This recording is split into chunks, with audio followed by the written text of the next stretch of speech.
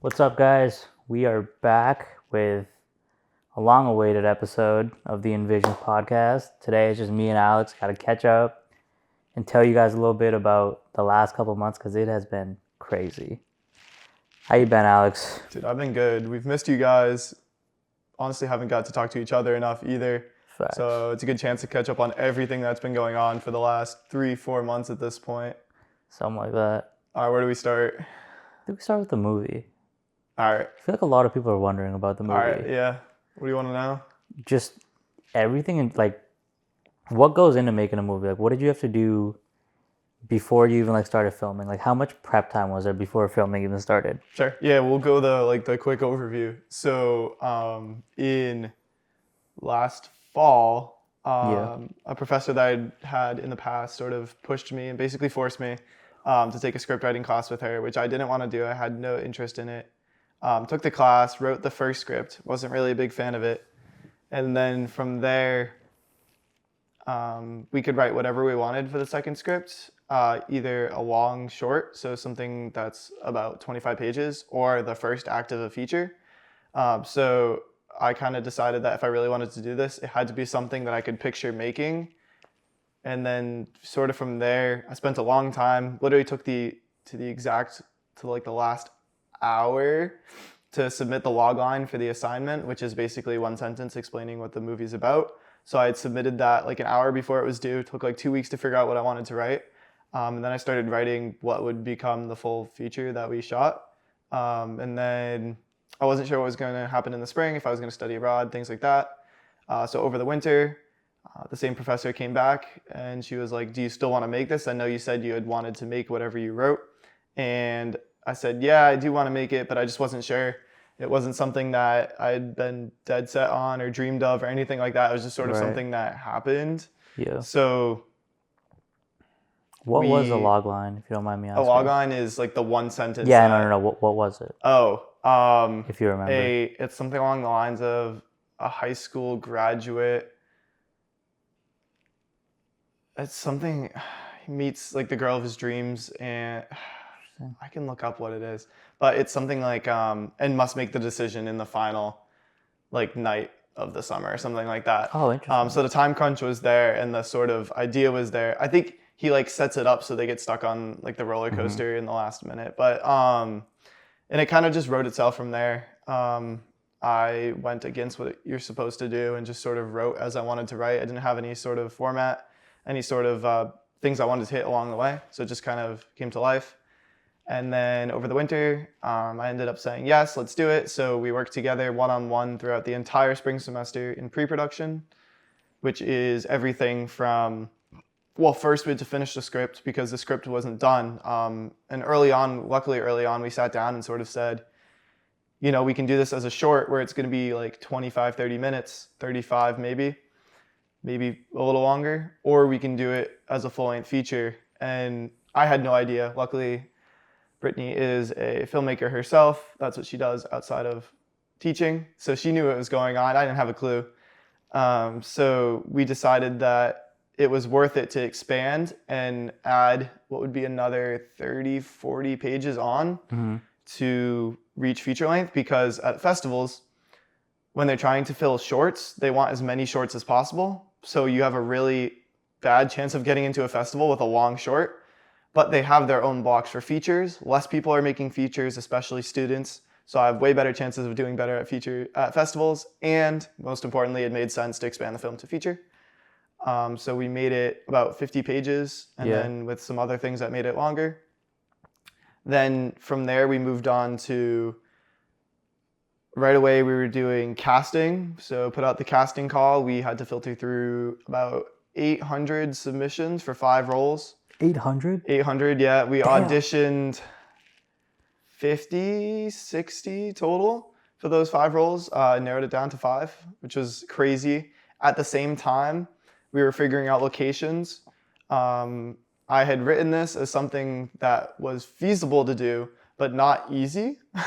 So we were chasing down an amusement park, beach, a cabin. Where else did we shoot? A surfer van, diner, pizza place, all these things that sounded easy until you actually have to go find one. And luckily it came down to the last minute, but we had everything we needed.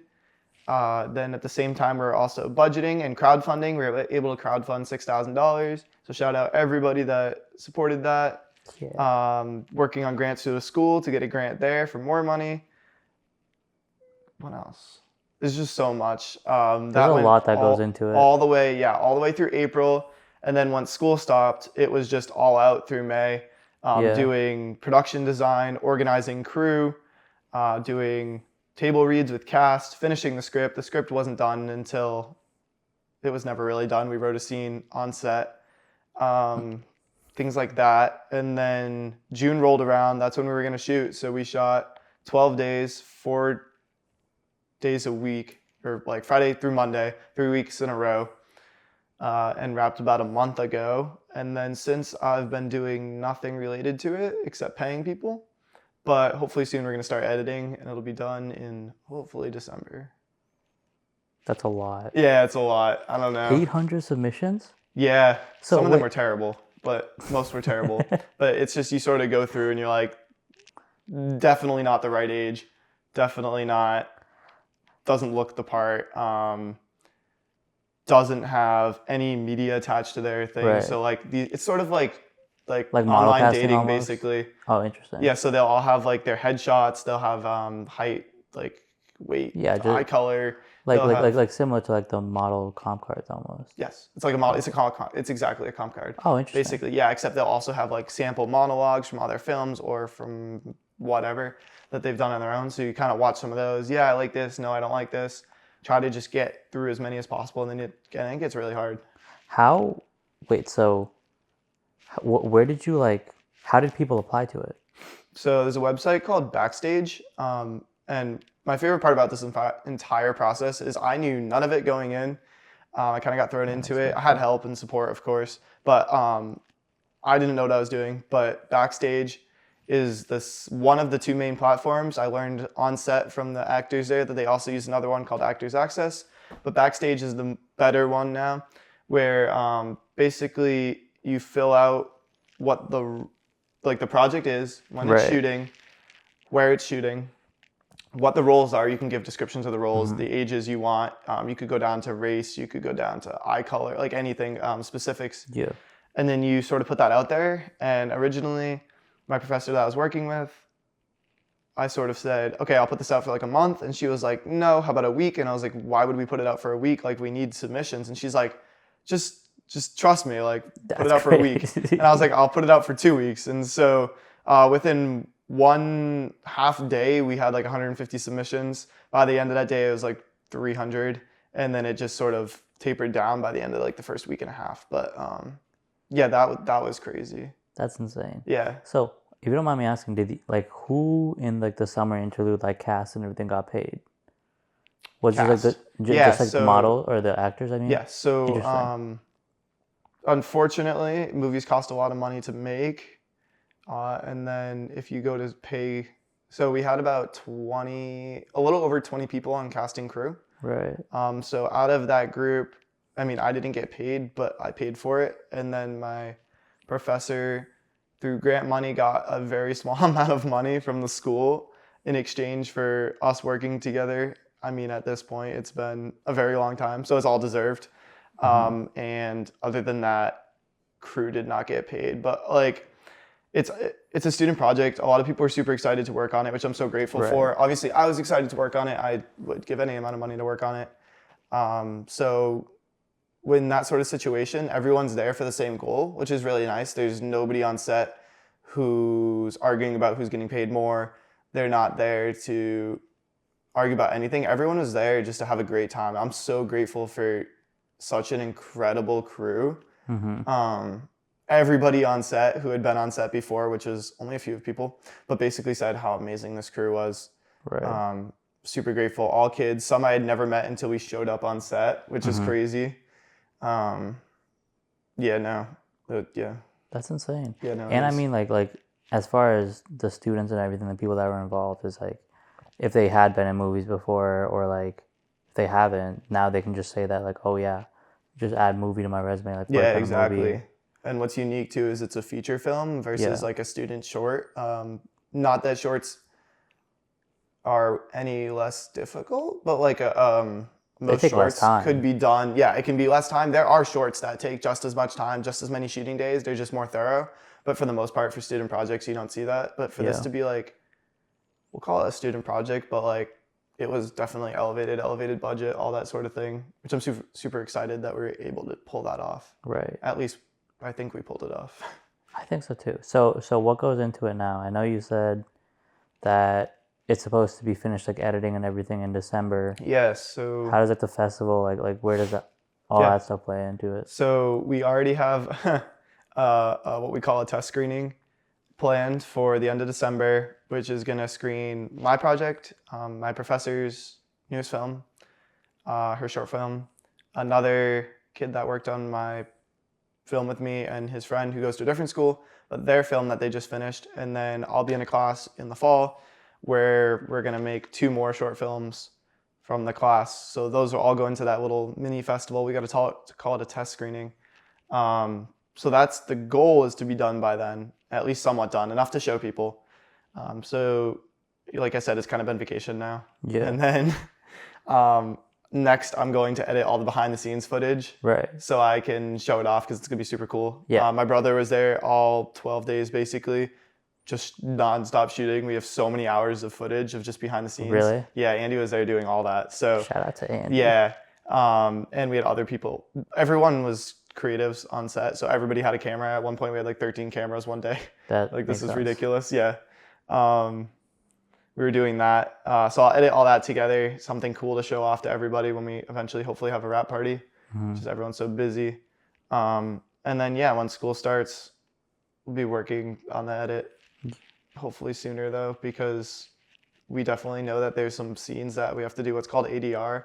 So it's where you have to go back and re-record the audio. So when we were on the beach, the audio was so bad because the day we were there was so windy and the waves crashing. Right. So they'll just come back in the studio once I have like the final cut, because I take all the cuts and all the different angles. But once I have the final one I want, we'll just go back and they'll just re-record just that. So it won't take long, but we have to do that.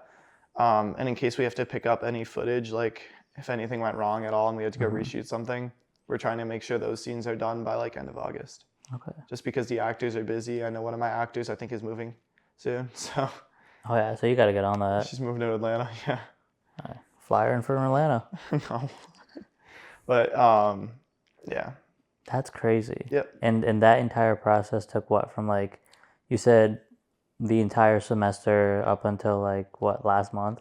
So I'd say intensively February to end of June, which is absurdly fast. That is crazy fast. Most projects, most features, this is a short feature, so it's just over 60 minutes.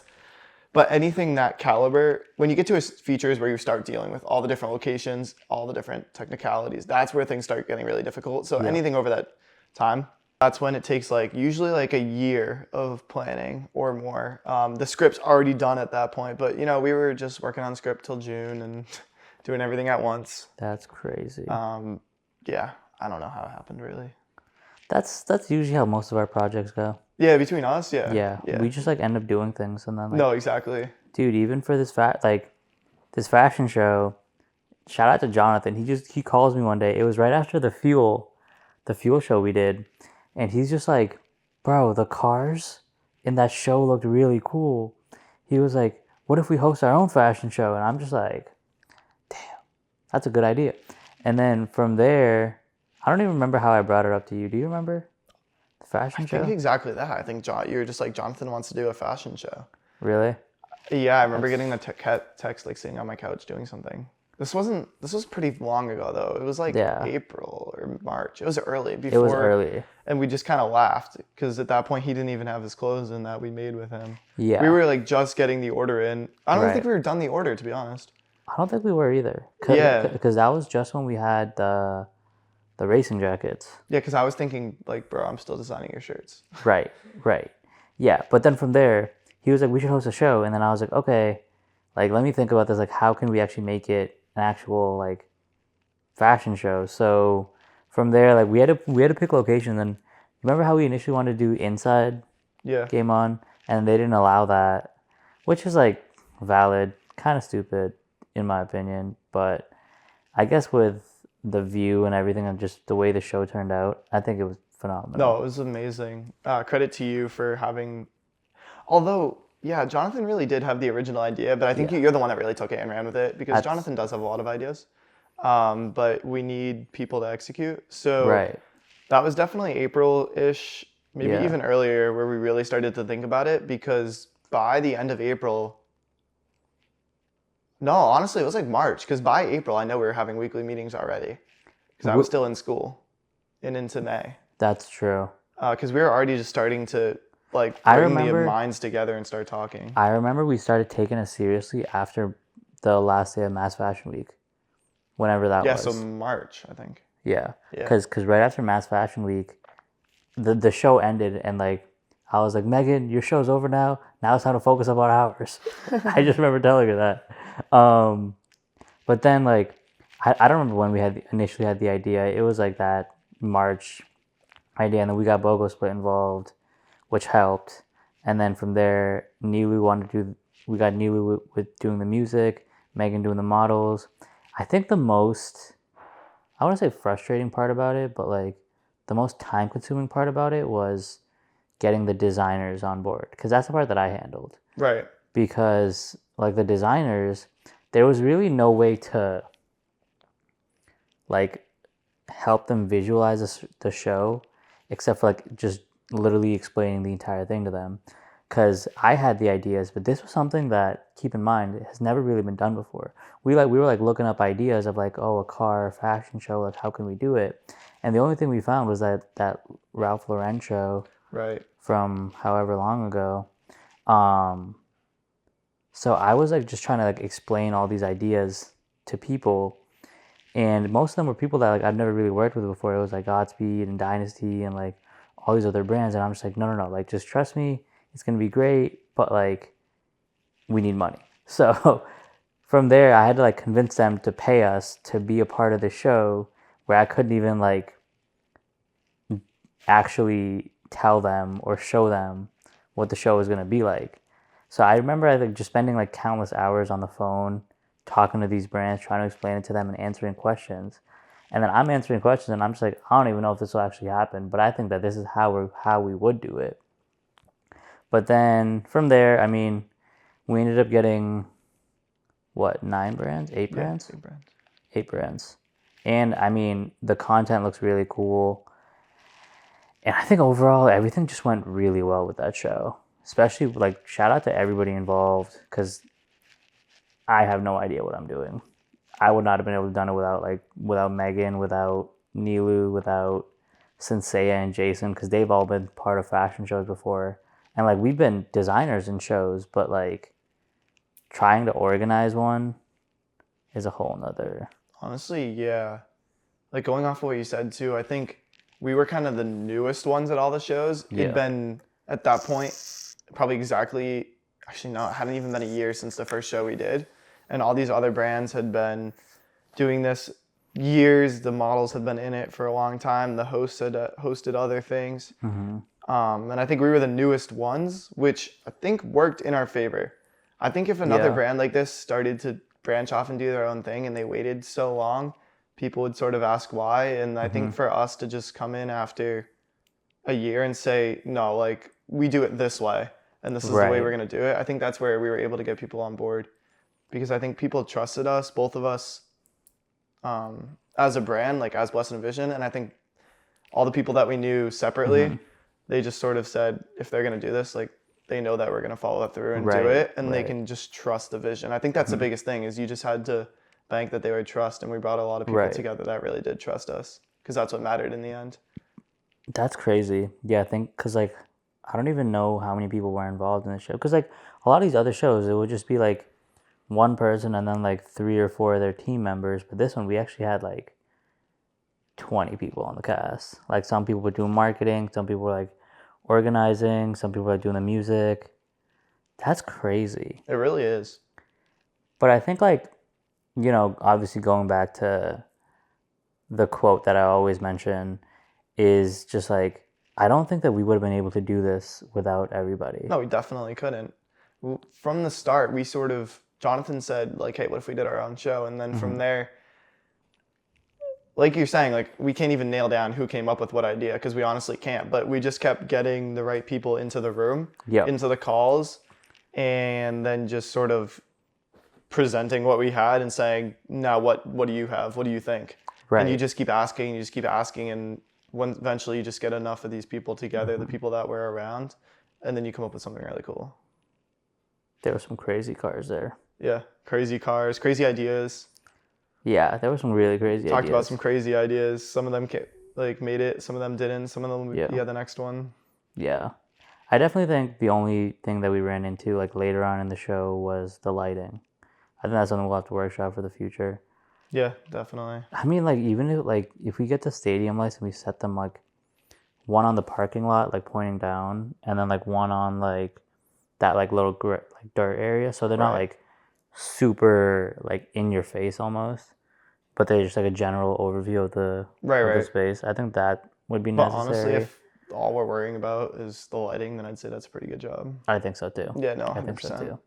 I think it was a really good and fun show. And then, dude, like, I think we absolutely nailed it with just keeping people in tune to what's going on. That was the most exciting part, to not see people on their phones. Yeah, because I was running around the entire time. So, like, I'm looking back at this content, and I'm just like, yo, everybody's just, like, dancing and, like, watching the show. The only people that are on their phones are the ones that are recording. Right. Everyone else is there. Yeah, everybody else is just, like, in tune, watching the show, clapping. They're excited. I think the performances killed it. Absolutely. Shout out to Rada. Shout out to Sevi. That was really fun. The cars were phenomenal. Models did great. Just overall, for our first show, we knocked it out of the park. 100%. Nah, I was excited about that. And a lot of time and a lot of stress went into that show. Yeah. Especially with the rain. Yeah. Because, like a week before, I was like, all right, no chance of rain.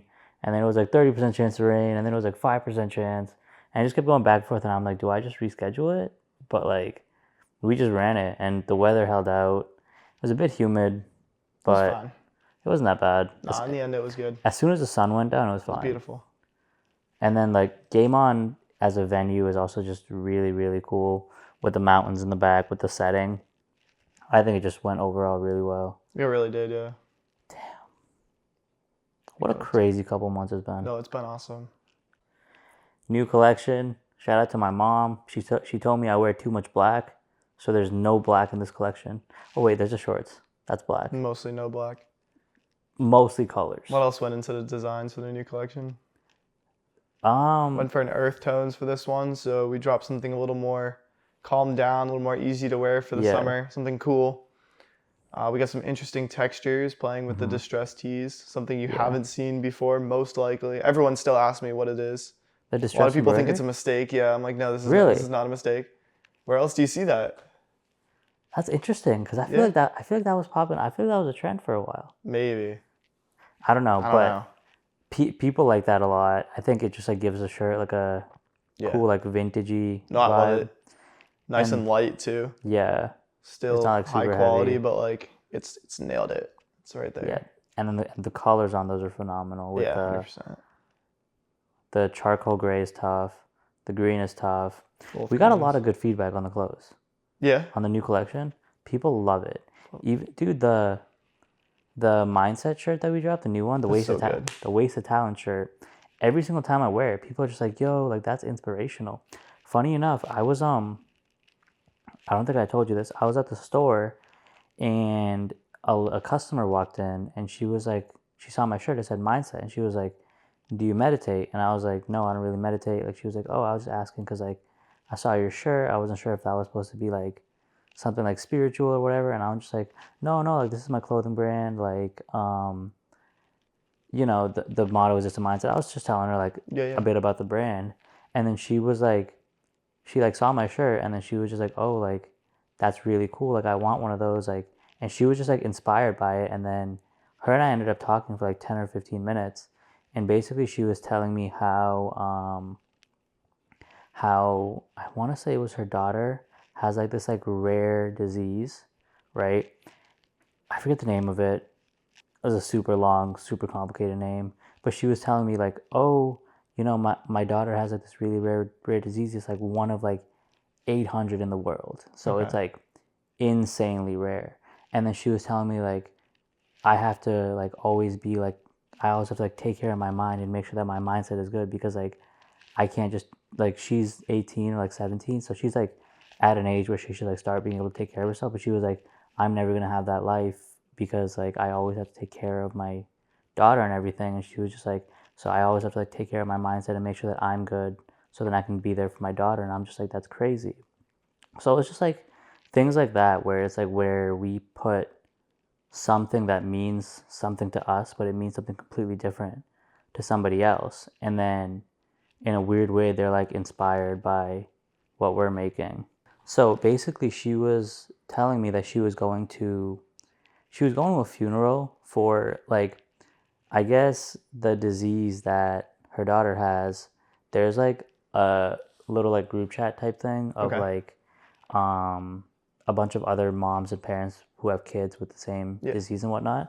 So she was like going to a funeral in like Arizona for another kid that Oh, just wow. died of that same disease. And then she was like asking me like, oh, like can we get some shirts made? And I was like, I'd love to, but she was going the next day. So I was like, oh, there's really no way I could do that. Even if I was like trying to print it myself, like there's not really any way I could do that. But she was great. She was like very open minded. She was like telling me how like she had to take a lot of time and like when she realized that like this disease was something that wouldn't really go away, she had to kind of just like take off work and she started her own foundation for the disease. Um, but she was like doing that along with working and then she had to like let go of the foundation so she could focus on providing for her family. But I think like things like that where you never really know what someone's going through, but like they kind of just bring it up because you brought something up of like you're wearing something that means something to you. Just like, hey, Right. yeah. And then like from there, people just take it and they're like, oh, this means something different to me, but it's still the same shirt. You know what I mean? It's just like perspective. Um, but yeah, no, that was just crazy. It was a great conversation. It was very inspirational. Um, and then I told her a quote from the Quran that means a lot to me. And basically, the quote is, God will never give you something that you can't handle, basically. So, like, I was telling her, and I was just like, you were given this because this is something that God knows that you can handle. And she was Okay. like, wow, like, I never really thought of it like that. Because a lot of people say, like, why me, why me? Mm-hmm. But it's just like, it's why you because God knows that you're strong enough to take it, which I really is like that. yeah. So that's something that just like, even when I'm like even when I'm like struggling with something, that's something that I think of and I'm just like, okay, Mm-hmm. like, I know I can handle this because if I couldn't, it wouldn't be happening to me. Right. So yeah, I mean that shirt though, I don't exactly remember where we got the quote from. Or no, I do. The it was on the back of the shirt. It says the saddest thing in life is wasted talent, and I got that from. You remember those sunglasses we bought at the first Got Soul event? Mm-hmm. Yeah, so it said it on the inside of those. Oh, really? Yeah, so I don't remember like why I thought to put that on a shirt, but I was just like, that makes a lot of sense, and I feel like that's very true, and I think, um, especially like where we grew up in Gardner, I felt like there was a lot of talent going around. There's like a lot of Absolutely. very talented kids that could have done the things that we're doing, probably even more, Right. but they just never did. Right. Yeah. No, what's interesting with that shirt too is I think when we start the brand, you think about what it means as you're naming things, as you're starting to build the brand. And then I think for us, somewhere along the way you lose it. Not that we stop promoting it, that we just don't think about it. Like Right. sometimes you lose sight of what it is. We just keep Making the whatever, same making thing. content, making shirts that say it, but you sort of forget what it really means.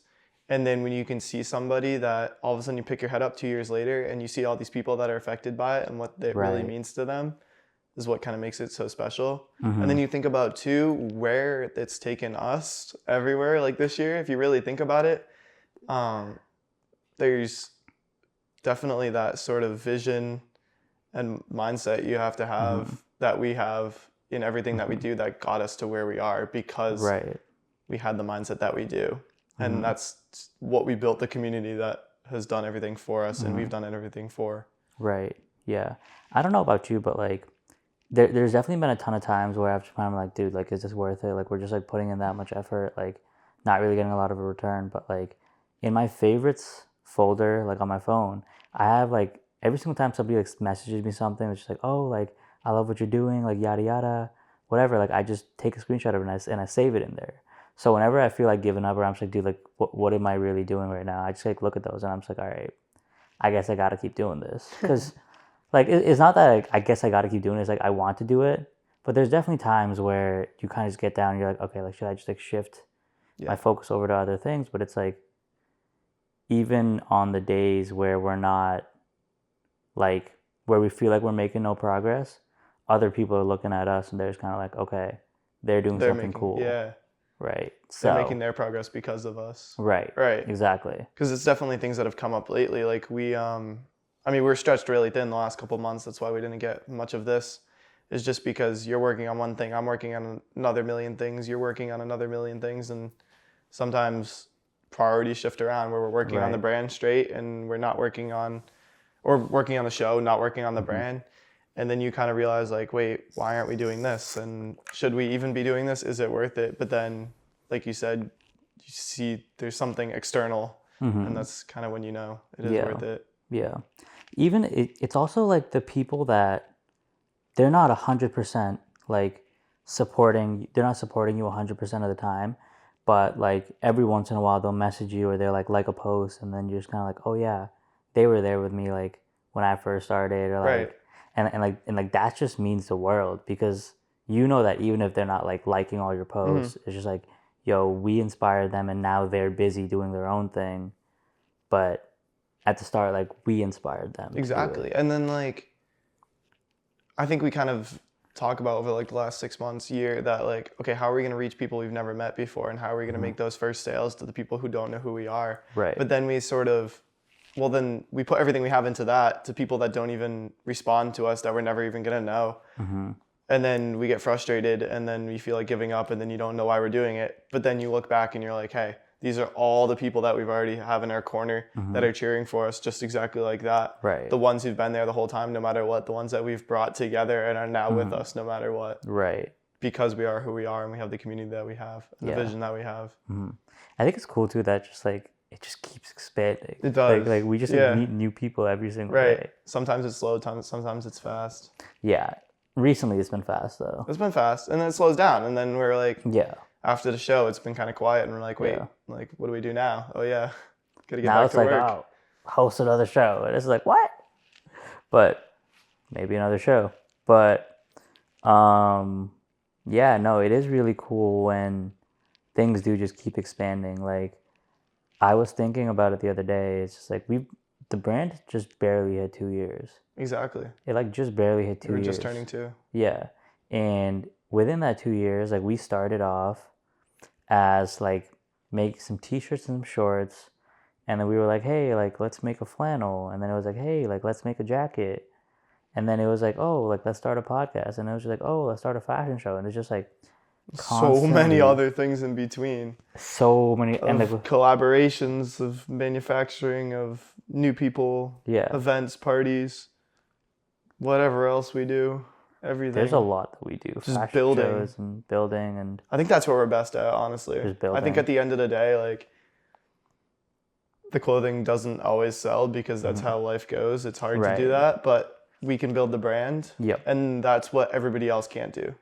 Exactly. We do that better than anybody I've ever seen. I agree with you. Honestly. I agree with you. Yeah, and that's not even like super crazy. That's just like being humble. I do think that we've done like a really good chance of like presenting ourselves and bringing other people up with us. I think that's another thing too. It's just like people are so selfish, whereas it's like, oh, I have a brand, you have a brand, therefore I automatically see you as competition. Exactly. Whereas it's like here, it's like, oh, you have a brand, I also have a brand. Let's work on something in the future. It doesn't have to be clothes, but if you ever need a manufacturer, I got you. Or if it's like, if we ever do something cool, you could be a part of it, right? Like the fashion shows. Right, we'll go up together. Right, exactly. And that's the reason we succeed I Our agree with mothers you. don't. I agree To put with it you. that way, but like, I don't know. 2 years is not a lot of time at all when you think about it right now, but it's also a lot of time. 2 Yeah. years of us doing exactly what we've been doing for 2 Yeah. years. You really learn a lot, and you learn who's there for you, what's worth the time, and then you learn like what's not. I think most of the things that we've been doing have just been like, I never imagined myself doing the things that we've been doing. That's good. Which is, yeah, it's crazy. Yeah, no, it's you can't complain. You can't ask for anything else. Like it's not like I knew that I'd always be doing something cool.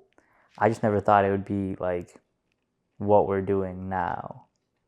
And I enjoy it. I feel like being a creative is really fun. But then, like, going back to, like, of course you understand, like, my struggles with, like, work and whatnot. It's just like, it feels weird when you're like a creative and you have all these ideas, but then like other people kind of try to put you in a box. Yep.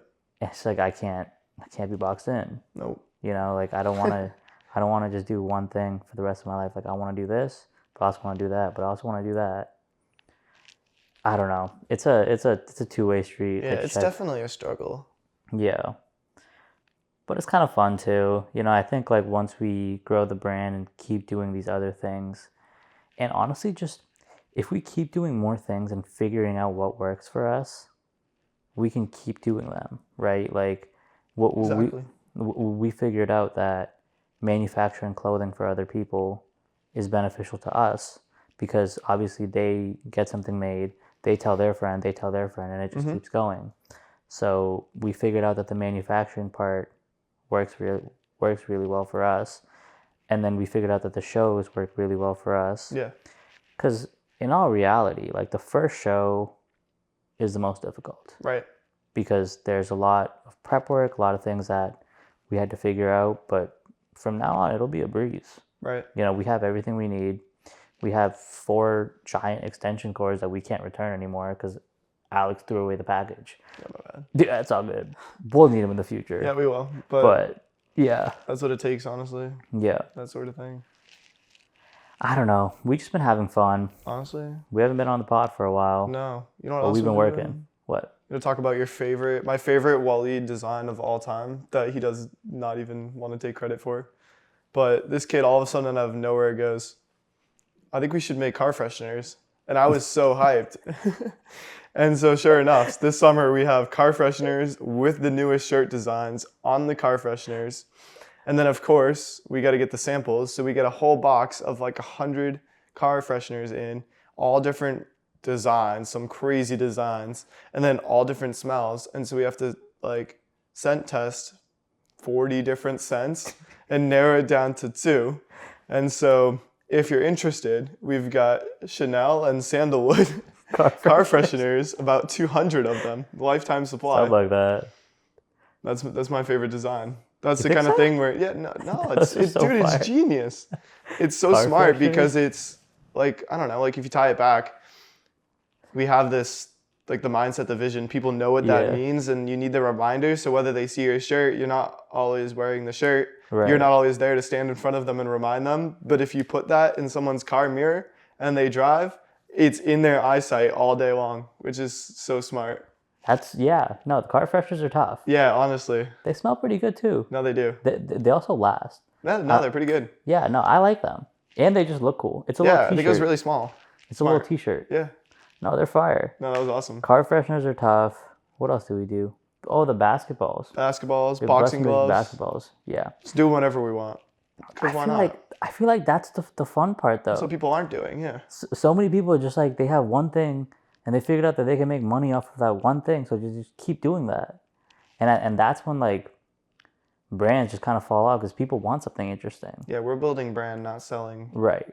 Yeah, we're not trying to sell you stuff you don't want. We're building a brand. Right. Right. And I think that's the fun part. It is the fun part. It's just If it being wasn't creative. there, yeah.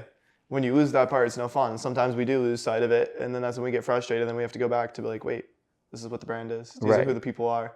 This is a lot of fun. You go on a photo shoot, we bring all our friends, do some cool stuff, and they're like, wait, that was fun. I think that's what this is about. The photo shoots are always just a riot. No, We're always just doing something stupid. Going back to like the cars though, we have been very much getting in tune with the car scene, and it's been crazy. Tune. Yeah. Oh, my bad. Huh? Huh? like the cart, like I don't even really know how we ended up in the car scene. Showing up. No, it was the Empire Car Show. That was Because we had a vendor table set up there. That was what, like late last summer? okay. So we had a vendor table set up at the Empire Car Show. And then that's when I met Jonathan. I like DM'd Jonathan a few weeks back. And I was like, oh yeah, like we make clothing, yada yada. But like we never really did anything off of that DM. But then when I met him in person, I like showed him the brand and I basically walked him over to our table because like, he was like, oh yeah, like I'm busy. And I was like, no, just come with me. So like I showed him some of the clothing. I remember that. Yeah. He wasn't having it. He was just kind of like, all right, like this isn't that cool. And then he walked away and I was like, damn. But then I was like, all right, how can I impress somebody that like I know I can help them, but they don't know me? So Jonathan's car show, it was supposed to be the following week, but we were going to be at God's Soul that week. So we weren't going to be able to make it. But then it got rained out. It rained that day. So then Jonathan pushed his car show another week. And then I was like, fire, we can go to that one. So I was like, all right, how do I impress him? So I designed the jacket, right? Yeah. I didn't do a full design, but I just like made like the back piece. And I was like, I like talked to Jonathan that day. I showed up and I was like, yo, like, how are you? And then I was like, yo, I want to show you something that I made. And I showed him the jacket. And then from there, he was like, oh, like that jacket's actually sick. And then I remember Jonathan called me one day and I was at my internship. I picked up the phone and I just walked out the door. And then I was in my car talking to Jonathan for 30 minutes. And then my manager, he's like, yo, where'd you go? And I was like, I had an emergency. Like I had to take a call. It wasn't really that much of an emergency. But anyway, like we talked for like 30 minutes about the jacket, everything we wanted out of the jacket, what we wanted to do in it. And from there, we like got to working on the mock-ups. We went through a couple rounds of samples with that because it was just like there was a lot going on, so things had to be changed around and fixed. But then we got a great product, and then from there, Jonathan and I just talk every day, and we just always have some fresh ideas, something crazy going on, which is fun. That's just a connection that we made literally just by approaching somebody that I had never met before who looked kind of intimidating. And then I was just like, yo, clothing, let's work on something. And here we are. And then I got pulled over in his Audi R8. That was crazy. Honestly, an achievement. But like you talk about mindset too. Look at that right there. Like who would have talked to this guy one time, then saw him pull up in with his crew, like at fashion, like the end of the show. Yeah. Drag this guy over in his little Gucci shoes, pull him over, tell him to look at your stuff. He didn't even like really, I remember that. He was not into it. Try to talk to him. He wouldn't talk to you and he leaves. And then you go to another show, try to talk to him there at his own show. He's still not having it. And then the third time, like finally, go in and do the work to design that entire thing though. I know that took a lot of time to design. That was probably one of the most detailed designs we'd ever really done for a single product without any guarantee of him responding to you. Right. Who else is going to do that? Nobody. Like, I think that's one thing too. People just assume like, if I'm not getting paid for it, I'm not doing it. Right. No matter whether the pay is in money or not, but you just did it without even knowing, just out of faith that if you put the work in that someone else will recognize it, appreciate it, and work with you. Because that's what it takes for a lot of people at that level. It's not about the money. It's about who's willing to work the hardest and like make something that's on the level that you want to be at. Right, exactly. It's also just a matter of just like, there are some people out there with a lot of crazy connections. So there's some people where it's like, you can't impress them or you can't be on their radar just by like talking to them. You have to just like actually like go out of your way to do something for them that somebody else wouldn't do. Right. Like I knew that the 0 to 60-ish like clothing was cool. I was like, oh yeah, this is a nice shirt. But like I picked up one of the shirts and I'm like, yo, this is trash. Like I genuinely told him, I was like, this is not good quality stuff. And then from there, like I told him, I was like, hey, like we make clothing too. Let me set up a meeting with you and we can talk about it. And then I remember like he invited me out to his house and he was like, yeah, just bring some clothing. Like, it'll be cool, it'll be casual. I remember I like walked into his house and he opened his garage and there was the Lamborghini Urus, there was the Huracan above it, and then there was the R8 and then the Ferrari. And I was just terrified. I'm just like, damn, like, I can't fumble this bag. So then, like, I showed him all of the clothing and he was like, okay, yeah, like, this is nicer than what I have. And I'm just like, yeah, like, much nicer. Not trying to be rude, but like, I was like, yeah, the clothing is just not up to par. So then, like, he saw the value in what we do. And it's something that, of course, he has a lot of connections. He has a lot of people that have print shops. But it was a matter of, like, how can I stand out amongst all of these other people? Right, because he's not looking for the cheapest product. He's looking for the best product. Right. Which is where we come in. And which is where we have succeeded, made a lot of cool clothing. Definitely some things that were like, didn't go exactly to plan. But now it's just a matter of workshopping because he knows that we have what he wants. So now it's just a matter of like taking it and running with it and just constantly improving, constantly thinking up something different. New collection dropping soon. But yeah, it's been a crazy couple months. It really has. It's probably a good place to wrap it up. Yeah. All right, you start us off. One thing you're blessed with, one thing you're envisioning? Yep. Okay, one thing I'm blessed with, definitely just the last couple months and just like the connections and everything we've done in the last couple months, from the show to being a part of Alex's movie, the people we've met, the things we've done. But I'm also blessed to kind of be able to take a second to breathe because I feel like we haven't had that in a while. Yeah, that's what I'm going to say too. Yeah. But envisioning for the future, it's been the same of that it's been the last, 12 podcast episodes, just everything that's been going on. I'm just envisioning more and more, but like being grateful for what we have done because we've done a ton, but we're just getting started. Absolutely. I'm blessed with, so many things over the last months.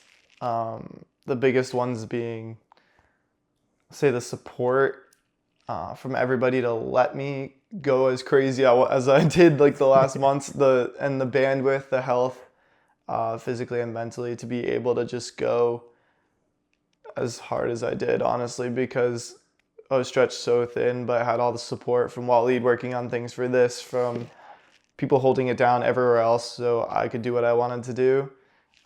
So grateful. And then envisioning for the future. Honestly, like Owalid said, it's nice to sit back down and to sort of come back to home base and work on some smaller things, because it's nice working on big things, really big things, but it's also nice to be like, just come back and be like, all right, let's post on Instagram and sell some shirts. And now it's like, let's get back to like designing something cool. I was talking to Jonathan about this like last note before we hop off. I was just like, when I started the clothing brand, and I was like, yo, I just want to design something cool. And now the thing that I do least is design. Honestly, yeah. It's nice to come back to that, though. It's nice to come back to it. All right, anyway, that's what we got. That's what we have. Sorry. Thank you guys for tuning in. Like, share, follow. Comment some questions on what we've been up to for the last couple weeks. If you want to know anything, let us know. Yeah. That's it.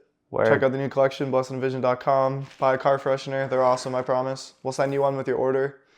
Yeah, we will. All That's right. it. Thanks, guys. Peace. Peace.